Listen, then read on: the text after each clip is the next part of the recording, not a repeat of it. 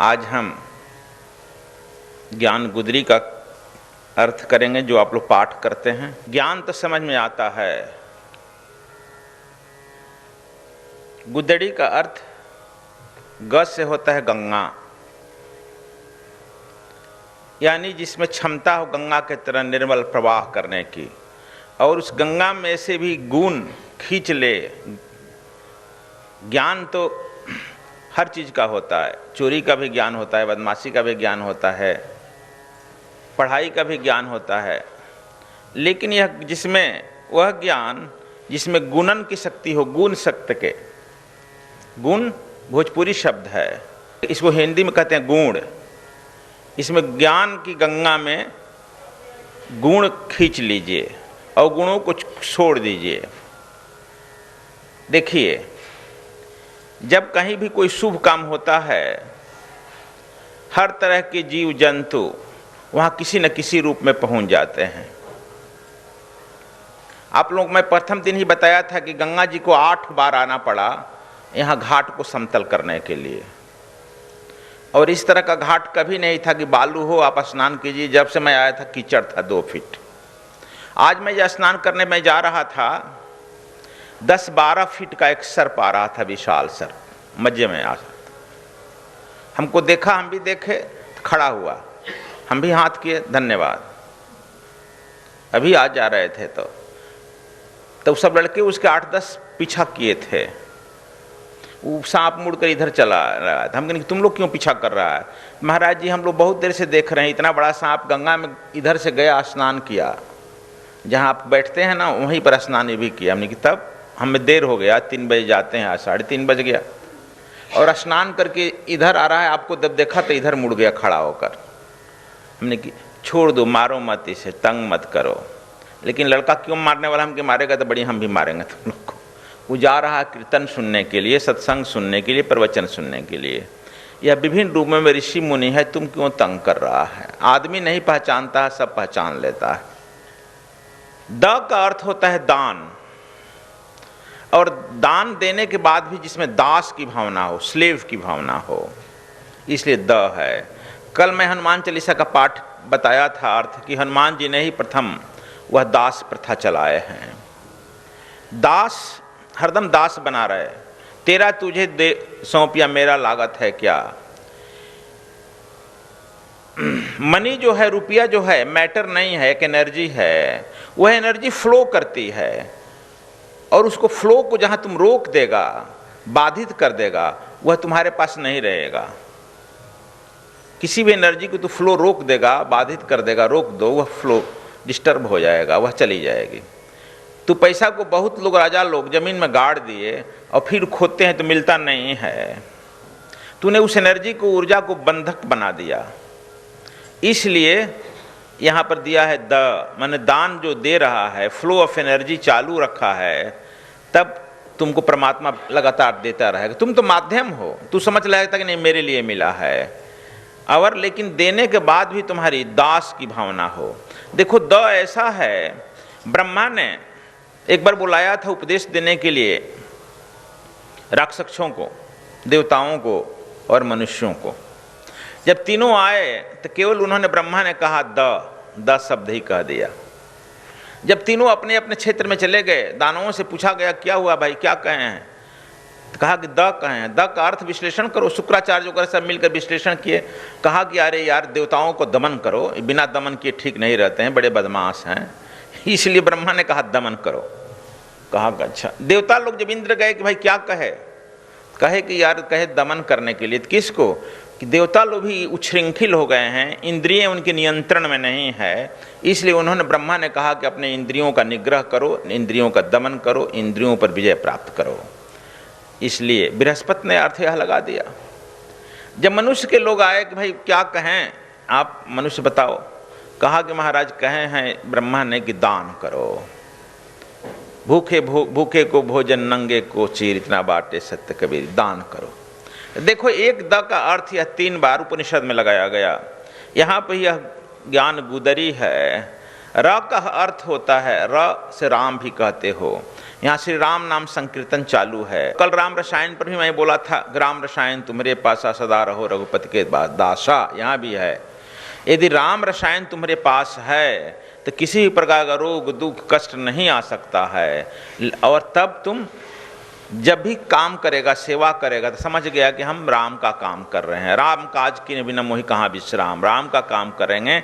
और तब तू वह दास भावना से करेगा, मालिक की भावना नहीं आएगा।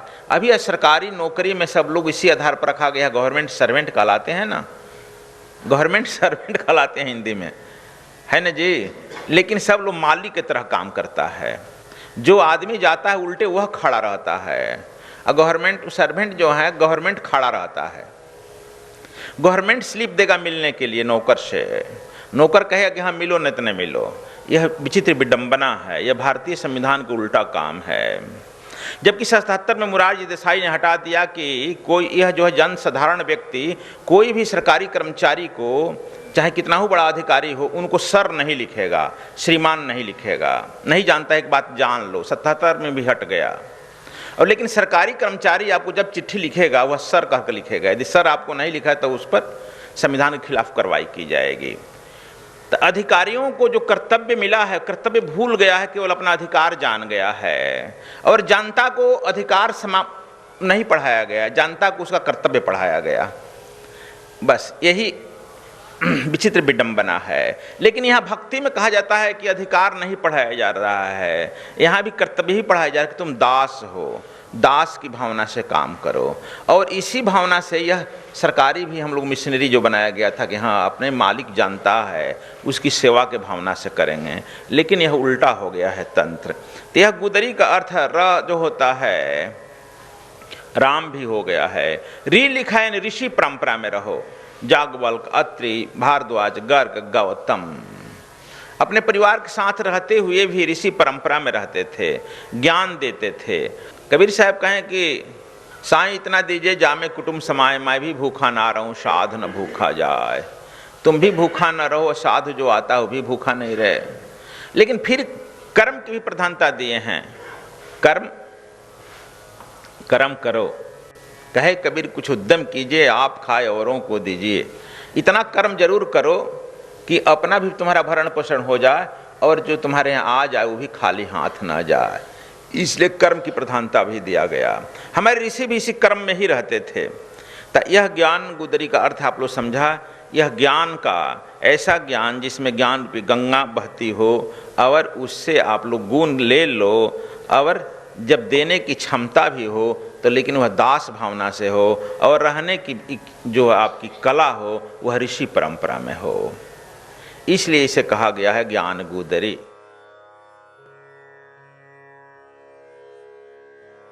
अलख पुरुष जब किया विचारा, लख 84 धागा डारा।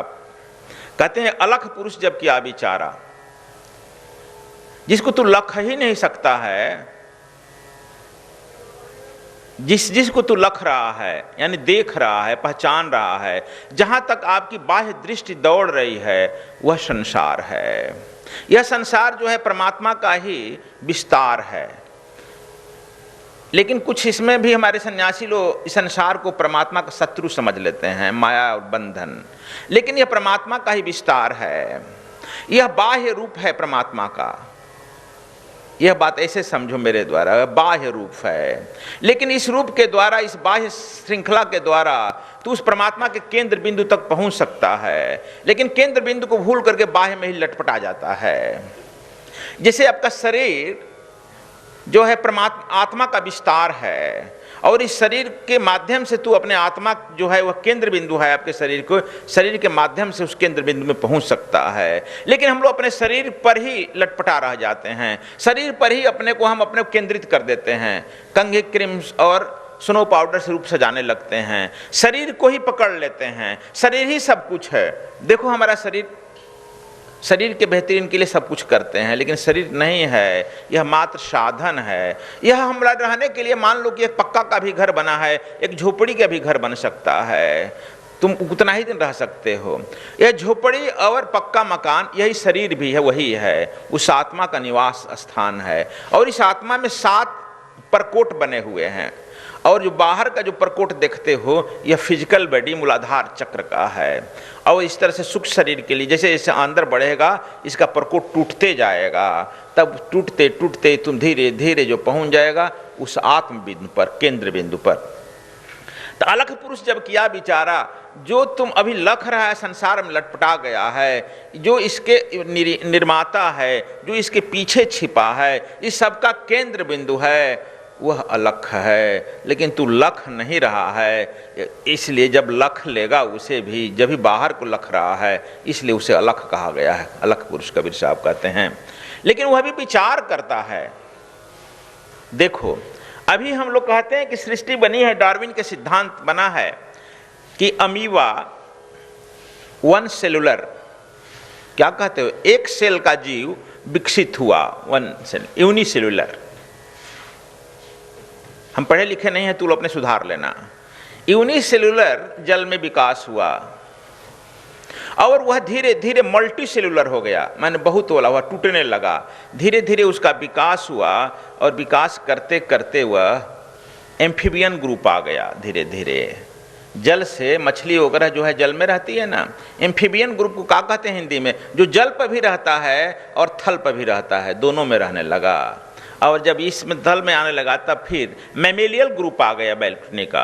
ये हमको आज समझा रही थी मैमेलियल ग्रुप। मैमेलियन क्या कहता है, मैंने स्तनधारी मैमेलियन ग्रुप आया। और बैकबोन, रीढ़ वाली हड्डी का लोग हुआ विज्ञान, हम डिटेल में नहीं बता रहे हैं तुम लोग को। स्तन भी आ गया और इसके बाद धीरे धीरे बंदर महाराज आ गए। आपके पूर्वज बंदर हैं, हमारा नहीं है।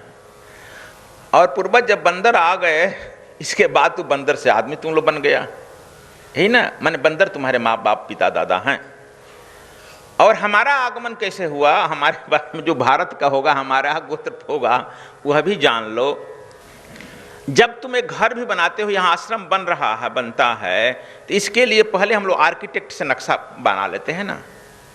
आर्किटेक्ट से नक्शा बन जाता है, फिर आर्किटेक्ट लेकर के अपना रिवाइज करता है, उस आदमी से जो बनाने वाला है उसे पूछता है बार बार कैसे नक्शा में सुधार उधार। जब फाइनल वह मालिक कर देता है तब उस पर निर्माण के लिए इंजीनियरिंग सेल में चला जाता है। उसी तरह से अलख पुरुष जब विचार किया कि 1,84,000 धागा डारा, 1,84 लाख जीवों का निर्माण किया जाए, तो इसका भी जो है आर्किटेक्ट डिपार्टमेंट को सौंपा गया, बना। और वह बन कर आया मेरा 4 वेद। इसलिए तुम लोग विष्णु का जगह जगह जो फोटो देखते हो, मूर्ति देखते हो, वह विष्णु भगवान देखता है कि भगवान विष्णु के मूर्ति से निकला है एक कमल, और उसके से निकला है, उस कमल से ब्रह्मा, और ब्रह्मा के हाथ में 4 वेद आया है। तो यह 4 वेद जो है वह निर्माण का विधि विधान उससे आ गया है कि इस तरह से तो ब्रह्मा को विधि विधान बनाना है। तो दिल्ली का कुतुब मीनार देखता होगा, वह कुतुब मीनार जो है भगवान विष्णु का कभी मंदिर रहा है, और उसका जो शीर्ष, ऊपर का जो शीर्ष था उसमें कमल से ब्रह्मा का है, वह भाट तोड़ दिया गया और अभी कुतुब मीनार नाम दे दिया, लेकिन विष्णु की वह स्थली थी। तो अब इस तरह से बहुत हमारे यहाँ चारों ओर जहाँ भी विष्णु का बना है, ऐसा ही बना है कि निर्माण की वह पद्धति बताई गई है। देखो हमारा निर्माण ऐसे हुआ है। तब उसमें से मनु आया है, मनु से जो है मन वाला बना है, और मन वाला से मनुष्य बना है। मन है तभी आप मनुष्य बना है, मनु आया है, मनु से आप मनुष्य बना है। और मनुष्य का अर्थ होता है जागृत। मनुष्य का अर्थ होता है देवत्व से भरा हुआ, एनलाइटमेंट पुरुष। मनुष्य का अर्थ होता है जागृत, ज्योत शिखा। लेकिन मैन का अर्थ ज्योत शिखा नहीं होता है, मैन का अर्थ होता है मिट्टी का पुतला। तुम लोग जाकर हिंदी डिक्शनरी बदल देखना, मैन का अर्थ होता है मिट्टी का पुतला। आदम का भी अर्थ लगभग यही है, आदमी का भी अर्थ लगभग यही है, आदम से आदमी बना है, उसका भी अर्थ यही है। तब मिट्टी के पुतला नहीं है, इसलिए हमारे ऋषियों ने कहा है यह ज्योतिर्मय है। और अभी भी देख लिया गया कि जब तुम ध्यान में गहरा बैठते हो, तुम्हारा जो शरीर है वह एक ज्योतिर्लिंग की तरह हो जाता है। और ज्योतिर्लिंग, अब मान लिया लोग, विदेशी लोग, कि ज्योतिर्लिंग का कंसेप्ट जो है भारत के ऋषियों का करेक्ट है, और ज्योतिर्मय ही आदमी है, इसलिए हम जो मनुष्य हैं वह ज्योतिर्मय है। इसलिए अब आप समझ गया होगा कि अलख पुरुष जब किया बिचारा, लख 84 धागा डारा। अभी तक हम लोग भी पढ़ते आ रहे हैं, लेकिन एक बंदर को आदमी बनते अभी नहीं देखा गया। चलो प्रत्येक साल एकाध को तो बन जाना चाहिए ना दुबे। मान लो कि हम लोग भी 60-62 साल उम्र हुआ, 62 साल में एकाध को तो बन जाना चाहिए आदमी। 2 बंदर को बनता कि हाँ भाई यहाँ का बंदर आदमी बन गया, अब नहीं बनना बंद कर दिया क्या? तो अब इस पर हम कोई कमेंट नहीं कर रहे हैं, लेकिन चलो अब यह समझ गया कि भारतीय मनुष्यों ने जो कंसेप्ट दिया है मनुष्य का, पुनः घूम फिर कर लोग यहीं आ रहे हैं। अभी तक जो विदेशी लोग, अभी भी हमारे चूंकि इतिहास लिखा गया विदेशियों के द्वारा, अभी तक कोई लोग यही लिखे हैं। अभी तक हम क्या JNU के प्रोफेसर, बड़े बड़े विद्वान लोगों का हम देखे जो लिखते हैं कि आर्य बाहर से आए हैं। बार बार इस पर जोर दिया जा रहा है। यहाँ के बासिंदा केवल आदिवासी हैं जो जंगलों में रहते हैं, माने उनसे एक दुश्मनी लगाने की जोड़ है। जितने कम से कम राजपूत ब्राह्मण लोग हैं जो गोरे हैं, उन जिनका नाक चेहरा जरा ठीक ठाक है, वो सब विदेशी तो निश्चित रूप से है, यहाँ का नहीं है। और इस पर हमारे यहाँ के विद्वान लोग भी यही बात करते हैं। लेकिन अभी यह 2-4 महीना पहले भी मेडिकल साइंस बता दिया, कम से कम 50 कंट्री के मेडिकल साइंस ने, कि नहीं, जो जेनेटिक्स थ्योरी आई है, जीन्स पर जो खोज हुआ है, इसे पता चल गया कि नहीं, यह भारत से ही लोग बाहर गए हैं। चाहे वह मुसलमान बने, चाहे वह ईसाई बने, चाहे वह जो भी बने हैं, लेकिन यह भारत से यह जीन गया है। और यह जेनेटिक्स थ्योरी साबित कर दिया कि नहीं, भारत के लोग आर्य हैं, आर्य का मतलब श्रेष्ठ हैं, और यही जो है पूरे विश्व भर में फैले।